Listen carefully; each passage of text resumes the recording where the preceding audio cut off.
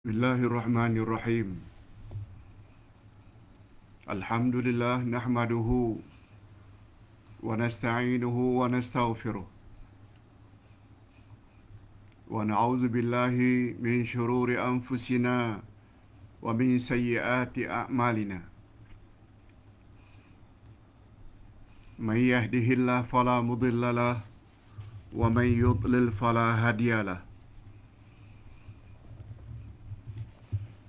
أشهد أن لا إله إلا الله وحده لا شريك له وأشهد أن محمدا عبده ورسوله لا نبي بعده.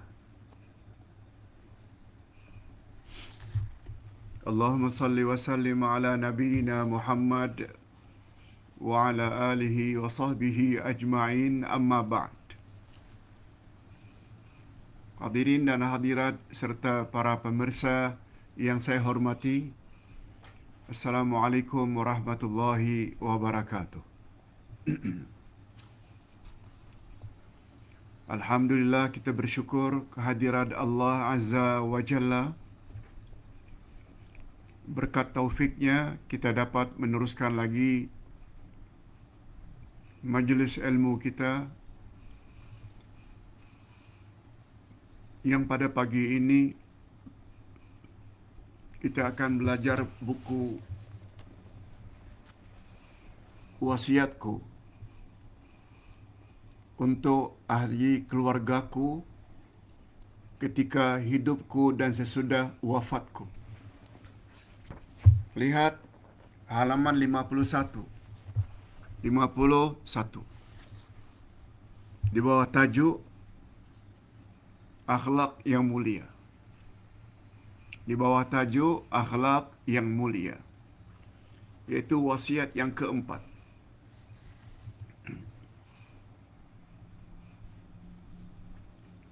Hadirin dan hadirat rahimakumullah.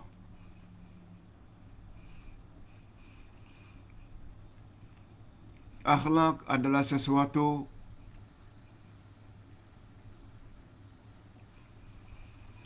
yang sangat penting.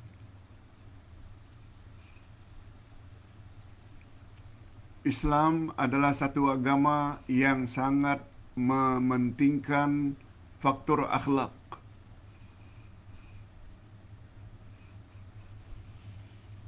Itu sebabnya Nabi Muhammad sallallahu alaihi wasallam pernah bersabda, "Innama bu'itsu liutammima makarimal akhlaq." Sesungguhnya aku ini diutus adalah untuk menyempurnakan akhlak umat.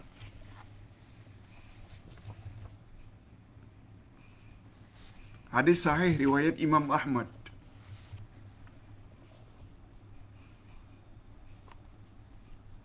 Nabi mengawali hadisnya dengan innama.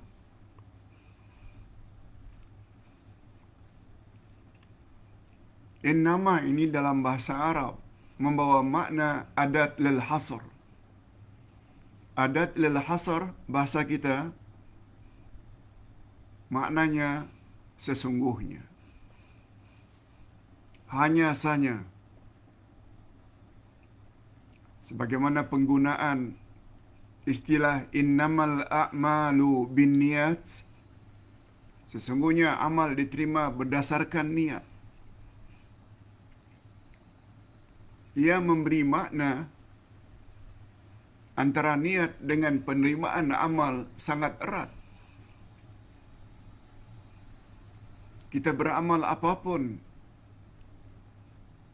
amal baik bagaimanapun, bila tidak ada niat atau niatnya tidak lillahi ta'ala, akan ditolak. Itu peranannya innama. Sebagaimana Allah gunakan di dalam Al-Quran ayat 10 dari surat Al-Hujurat. Innamal mu'minuna ikhwah. Sesungguhnya, hanya saja orang-orang beriman itu adalah bersaudara. Ini memberi isyarat iman dengan persaudaraan dua yang tak boleh dipisahkan. Oleh sebab itu, bila ada seseorang Muslim suka menjadi pemecah belah umat. Sebenarnya imannya habis. Dengan kata lain, dia bukan orang yang beriman.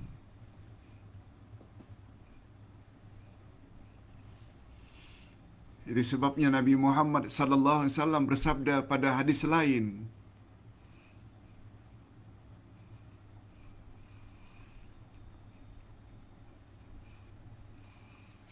sebaik-baik manusia adalah orang yang paling baik akhlaknya. Akhlak. Cukuplah itu kita jadikan sebagai dalil atau hujah betapa Islam itu mementingkan persoalan akhlak. Nah, sekarang kita ingin bahas pula apa makna akhlak, Pak Ustaz? Akhlak dalam bahasa kita Melayu, akhlak dalam bahasa kita, bahasa Indonesia, selalu dihubung kaitkan dengan budi pekerti, sikap,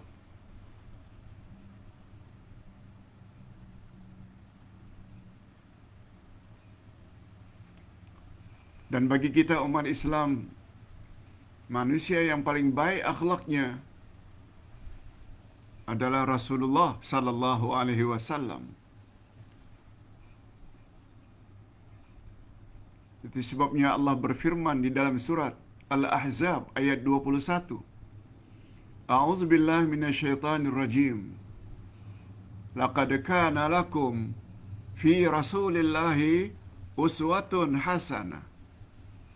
Sesungguhnya pada diri Rasulullah itu bagi kamu terdapat contoh teladan yang terbaik. Akhlak Rasulullah. Teladan Rasulullah. Kita bacakan sedikit.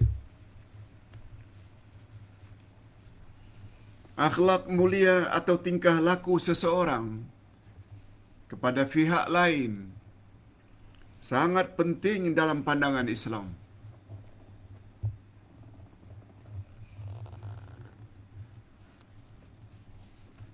Sangat penting.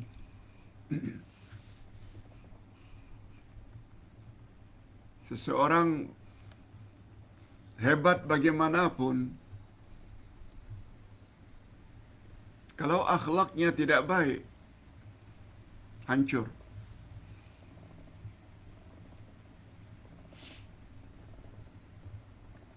Hatta para pendakwah,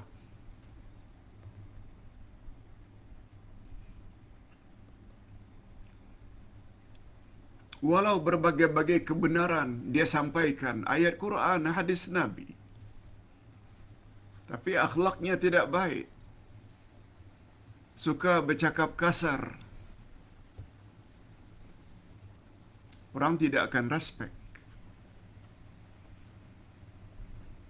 Begitu juga penguasa, hebat bagaimanapun, andai kata penguasa tersebut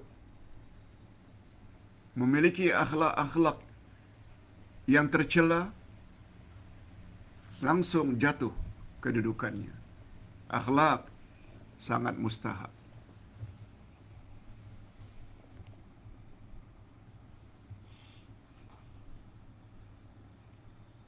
Ustaz ulang sekali lagi.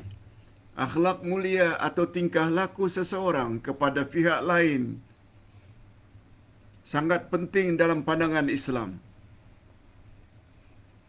Segala kebaikan seseorang musnah jika orang tersebut tidak ikuti dengan akhlak yang mulia. Musnah. Akhlak paling utama agar dijaga, akhlak terhadap Allah dan Rasulullah sallallahu alaihi wasallam.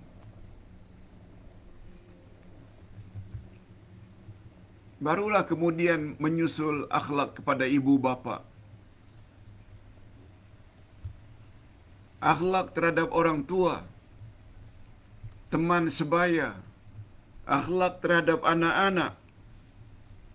Malah Islam menyuruh agar berakhlak mulia kepada orang kafir. Malah lebih dari itu, kita juga mesti berakhlak mulia kepada binatang.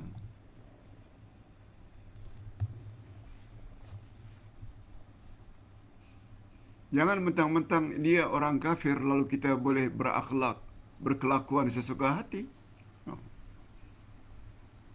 Jangankan orang kafir, binatang. Semua kita tahu kisah yang cukup terkenal. Sabda Nabi, seorang wanita masuk neraka gara-gara seekor kucing. Kucing, bukan manusia. Dikurungnya kucing tersebut, tidak diberi makan, tidak diberi minum. Akhirnya kucing tersebut mati kelaparan dan kehausan. Kata Nabi, mengapa tidak dibiarkan saja kucing tersebut mencari makan sendiri? Mengapa dikurung? Bila itu kamu lakukan, neraka tempatmu. Ini apalagi bila akhlak buruk itu kita tujukan kepada manusia.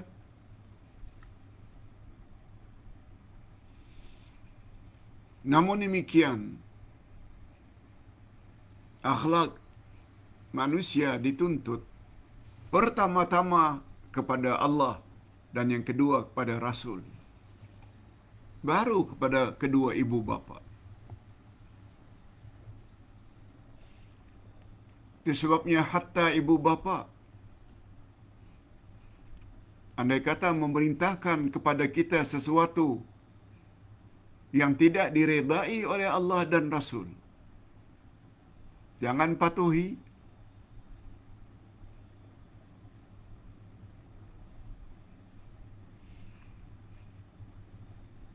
Ini sebagaimana firman Allah dalam surat Luqman. Wa in jahadaka ala an tusyrika bi ma laysa laka bihi ilm fala tuti'huma. Apabila kedua ibu bapakmu menyuruh kamu berbuat syirik, jangan kamu patuhi. Namun demikian, gaulilah mereka dengan baik. Sama ada ibu bapa itu orang kafir, suruh menyembah berhala, atau ibu bapa itu muslim-muslimat yang menyuruh kita pergi ke bomo, yang menyuruh kita supaya meminta di kubur-kubur keramat, yang kesemuanya itu adalah syirik, jangan patuhi. Nah, kalau ditanya mengapa Pak Ustaz? Sebab ibu bapa jika dibandingkan dengan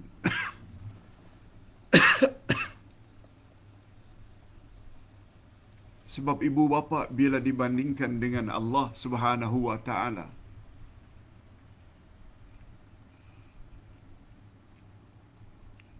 tak ada bandingannya sama sekali. Allah Subhanahu wa taala yang mencipta kita dari tidak ada menjadi ada.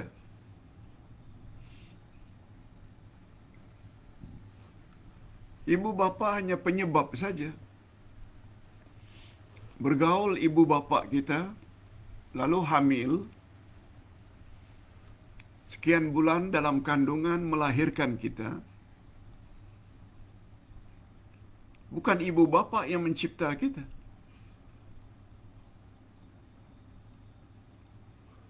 Pertemuan sperma atau mani bapa dengan ibu, akhirnya jadi anak laki-laki, jadi anak perempuan, semuanya itu adalah dengan izin dan kehendak Allah. Berapa banyak pasangan yang tidak dapat anak, mandul, sampai meninggal dunia, tak punya zuriat. Ada yang dapat zuriat.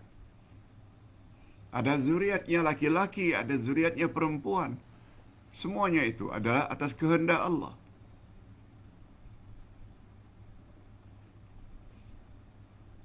Begitu juga akhlak terhadap Nabi Muhammad sallallahu alaihi wasallam. Sebab Nabi Muhammad sallallahu alaihi wasallam jasanya lebih besar dari jasa ibu bapa walaupun sama-sama manusia. Sebab bila ajaran Nabi Muhammad sallallahu alaihi wasallam kita ikuti, garanti kita akan bahagia setelah mati. Malah kita akan bahagia lagi ketika di dunia. Jiwa menjadi tenang.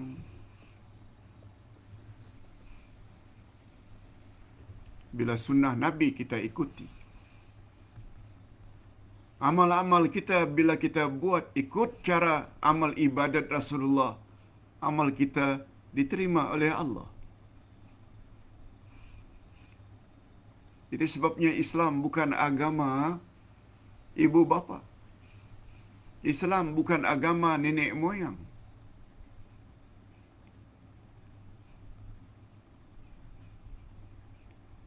Asas agama Islam adalah 2 kalimah syahadat. Semua kita tahu. Pertama, beramal ibadat mesti karena Allah. Yang kedua, cara kita beribadat mesti ikut cara Rasulullah sallallahu alaihi wasallam.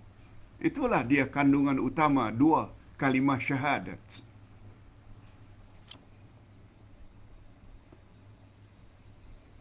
Hadirin dan hadirat serta para pemirsa yang saya hormati. Di dalam Al-Quranul Karim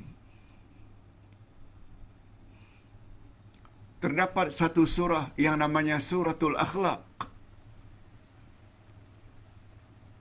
Ustaz ulang sekali lagi, di dalam Al-Quranul Karim ada satu surah yang namanya Suratul Akhlaq.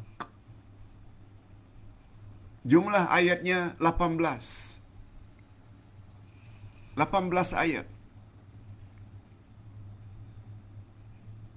Kalau kita cari di dalam kandungan Al-Quran memang tak akan jumpa Suratul Akhlaq. Sebab Suratul Akhlaq adalah nama lain bagi surah Al-Hujurat. Mengapa surah Al-Hujurat dinamakan dengan Suratul Akhlaq? Karena kesemua ayatnya menyuruh agar kita berakhlak mulia. Dan uniknya, hebatnya, dalam surat Al-Akhlaq itu ayat pertama lagi. Sejak ayat pertama lagi, Allah suruh kita agar berakhlak kepada Allah dan kepada Rasul. Ini ayatnya. Ayat 1 Suratul Hujurat atau ayat 1 Suratul Akhlaq. Firman Allah. Ya ayyuhalladzina amanu la tuqaddimu baina yadayillahi wa rasulih wattaqullaha innallaha sami'un alim. Coba dengar. Apa Allah katakan kepada orang yang beriman? Hei orang-orang yang beriman, ya ayyuhalladzina amanu. La tuqaddimu baina yadayillahi wa rasulih. Jangan kamu mendahului Allah dan Rasulnya.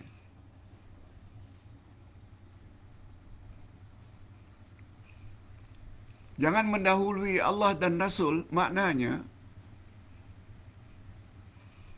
jangan kamu ingkar terhadap Allah dan Rasul.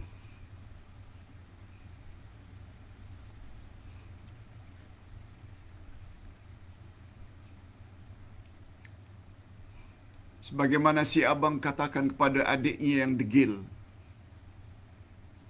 Sebagaimana kata kakak mengatakan kepada adik-adiknya yang tidak taat kepada ibu bapa. Apa kata abang dan kakak? Adik, jangan mendahului ibu bapa kita tahu. Maknanya, ikut cakap mak bapa. Taat dan patuh kepada mak bapa. Itu maksudnya. Cuma dalam ayat ini Allah gunakan perintah larangan. Larangan apa? La tuqaddimu baina yadayillahi wa rasulih. Jangan kamu mendahului Allah dan Rasul. Apalagi diikuti dengan wattaqullah, bertakwalah kepada Allah. Semua kita tahu makna takwa kan buat suruhan, jauhi larangan. Dan manusia yang paling bertakwa kepada Allah adalah Nabi Muhammad sallallahu alaihi wasallam. Sehingga baginda mendapat gelaran Imamul Muttaqin. Nabi Muhammad adalah pemimpin semua orang-orang yang bertakwa. Tak ada orang yang lebih bertakwa dari Nabi Muhammad sallallahu alaihi wasallam. Suruhan-suruhan Allah dibuat, larangan-larangan Allah dijauhi. Allahu akbar.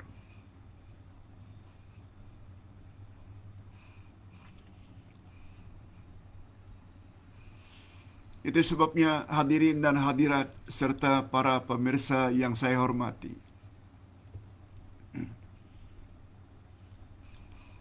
Ada beberapa orang sahabat bertanya kepada isteri-isteri Rasulullah sallallahu alaihi wasallam setelah baginda wafat.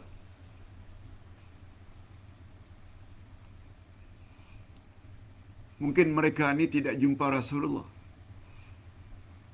Dari kalangan tabi'in. Kata mereka, wahai ummahatil mu'minin. Panggilan untuk isteri Rasulullah Ummul Mukminin.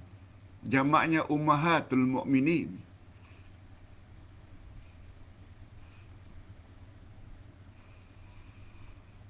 Bagaimanakah akhlak atau budi pekerti Rasulullah? Itu pertanyaan mereka. Ini memberi isyarat mereka besar kemungkinan tidak jumpa Rasul. Ingin tahu dari mulut isteri Rasulullah. Isteri Rasulullah hanya menjawab, kana khuluquhu al-Quran. Adalah akhlak Rasulullah itu adalah Al-Quran. Semua kita tahu Al-Quran itu kalamullah. Mengapa Nabi Muhammad sallallahu alaihi wasallam dikatakan akhlaknya Al-Quran?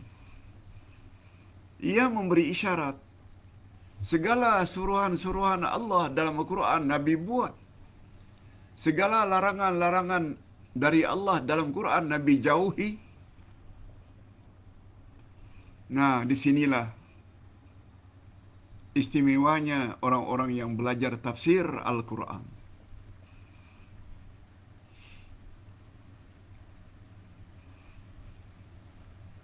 Bukan hanya menghafal, bukan hanya pandai membaca Al-Quran walau dengan tajwid yang baik, dengan lagu atau tarannum,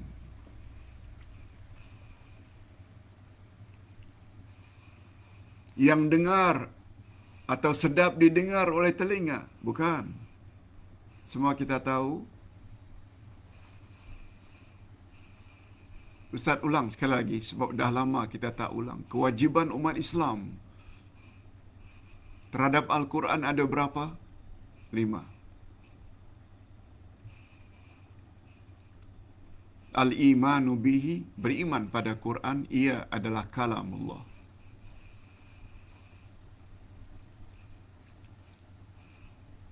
Setelah beriman apa lagi Pak Ustaz? Tilawatuhu, baca Al-Quran. Tilawah, baca. Tak cukup iman dan baca, walaupun dengan tajwid yang baik. Ada 3 lagi. Kewajiban yang ketiga, al-fahmu bihi, faham Al-Quran. Macam mana faham Al-Quran? Belajar tafsir, belajar tadabbur. Apalagi setelah faham Pak Ustaz? Yang keempat, al-amalu bihi, amalkan, laksanakan dalam kehidupan sehari-hari. Mana ayat-ayat Quran yang bentuknya suruhan, buat. Itu maknanya amal. Mana ayat-ayat Quran mengandung larangan, jauhi. Ada lagi kewajiban yang kelima. Tak cukupkah Pak Ustaz sudah beriman, baca dengan tajwid yang betul, faham dan amalkan sendiri dalam kehidupan, masih belum cukupkah? Belum. Ada yang kelima, tablighuhu ilal akharin. Sampai-sampaikan Quran yang kamu baca, faham dan amalkan itu kepada orang lain. Dakwah. Macam yang Uday sedang buat sekarang ini. Uday beriman, Ustaz baca, Ustaz faham, malah Ustaz tulis pula, sampai belasan juzuk. Ustaz namakan Tafsir Al-Furqan. Sudah faham, Ustaz cuba amalkan. Selanjutnya Ustaz berceramah, berdakwah, menyampaikan kepada orang lain. Itu dia kewajiban kita terhadap Al-Quran. Oleh sebab itu, hadirin dan hadirat, kita umat Islam sangat beruntung jika dibandingkan dengan umat-umat yang lain. Walaupun mereka juga punya kitab Taurat dan Injil bagi orang-orang Yahudi, bagi Bani Israel. Yahudi dengan Tauratnya, Nasrani Kristen dengan Injilnya. Namun kita adalah umat yang sangat-sangat istimewa. Apa sebab? Orang Taurat, orang Yahudi dengan Tauratnya, hari ini tidak dapat ikut Taurat sebagaimana semestinya. Sebab Taurat yang original sudah tak wujud lagi. Sudah palsu. Injil, Bible yang original juga sudah tak dapat lagi. Apalagi kedua-dua kitab tersebut tidak ada jaminan dari Allah sebagaimana jaminan yang Allah bagi kepada Al-Quran. Lihat ayat 9.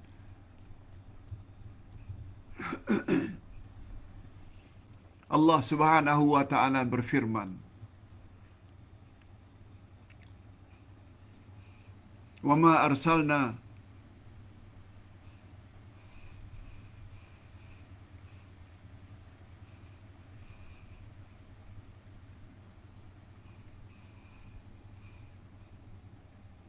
Allah Subhanahu wa taala berfirman pada surah,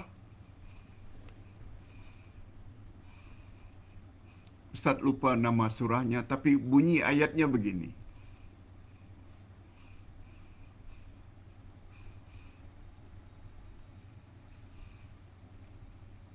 Wa inna lahu lahafizun.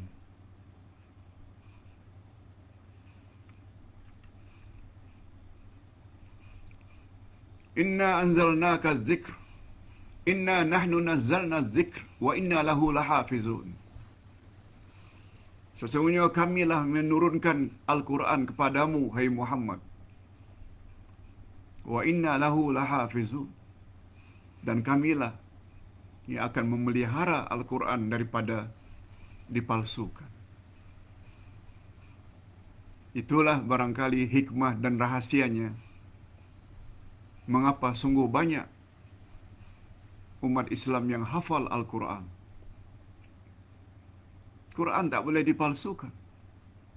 Karena Allah jamin Quran tak boleh dipalsukan. Oleh sebab itu, andai kata kita ingin memiliki akhlak exactly macam akhlak Rasulullah, walau kita tak jumpa baginda, sebab baginda telah wafat, namun kita masih lagi ada kemungkinan besar untuk memiliki akhlak exactly sama betul dengan akhlak Rasulullah. Belajar Quran, laksanakan suruhan Al-Quran, jauhi larangan Al-Quran. Itulah namanya akhlak Al-Quran. Kana khuluquhu Al-Quran.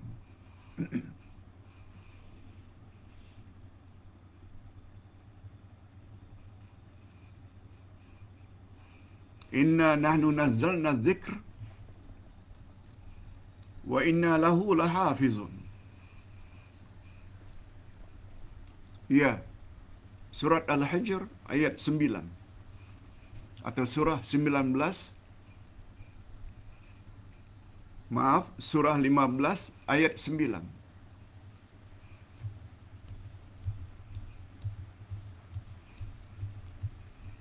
Terima kasih Cik Ja. Terima kasih juga Bunda Hamidah. Surat Al-Hijr atau surah 15 ayat 9. Allahu Akbar. Hadirin dan hadirat serta para pemirsa yang saya hormati.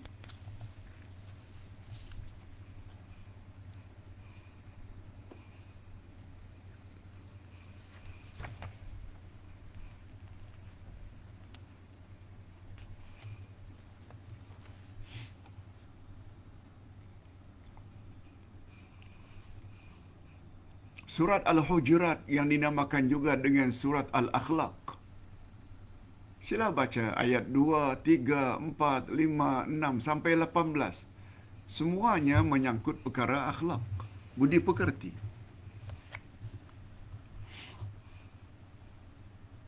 Itu sebabnya kata Nabi sallallahu alaihi wasallam, "Taraktu fikum amrayni in amsaktum bihima lan tadillu abada. Al-Quran wa sunnati."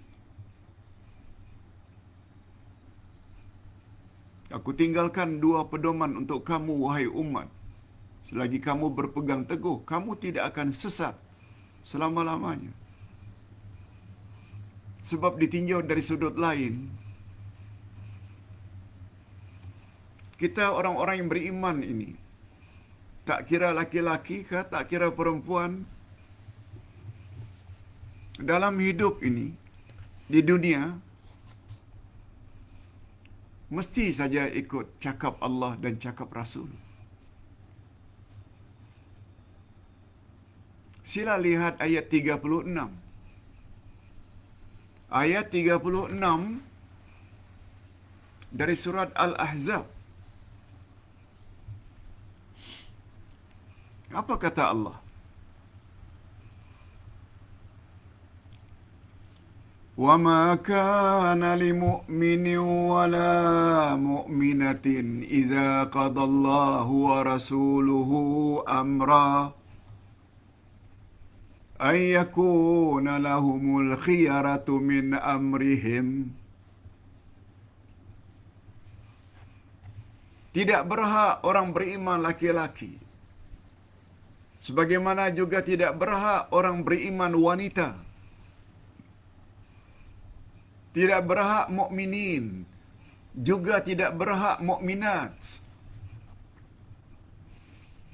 Idza qadallahu wa rasuluhu amra ay yakuna lahumul khiyaratu min amrihim.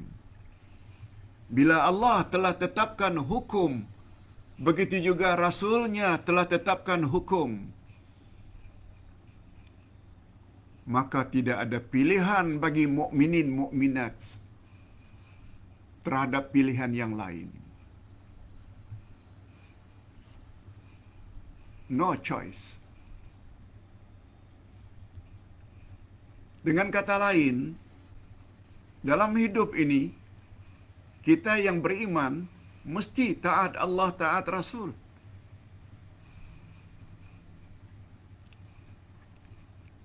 Bila suruhan-suruhan Allah dan Rasul tidak dibuat, bila larangan Allah, larangan Rasul tidak dijauhi, sebenarnya orang tersebut belum layak dikatakan mukminin, mukminat. Dia salat, disuruh salat, tidak salat. Disuruh puasa, tidak puasa, padahal tidak uzur. Disuruh zakat, tidak zakat, walaupun dah cukup nisab dan haul. Dah mampu haji dan umrah, tapi tidak mau pergi ke Mekah, tanah suci.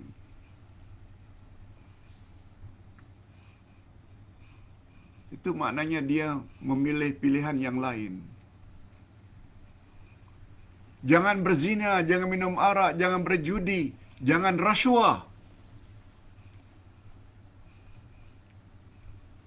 Masih lagi berzina, masih lagi berjudi, masih lagi rasuah, korupsi. Itu menandakan imannya rosak. Sebab dia tidak ikut. Disuruh tutup aurat bila keluar rumah, berjumpa dengan orang ramai. Dia sengaja keluar rumah dengan dedahkan aurat, tidak tutup aurat. Itu bukan mukminat.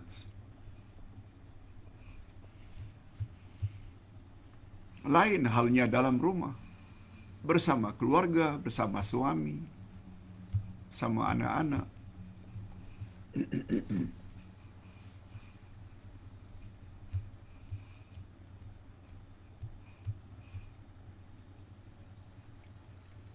Tetapi andai kata lebih memilih yang lain sesuai dengan hawa nafsu,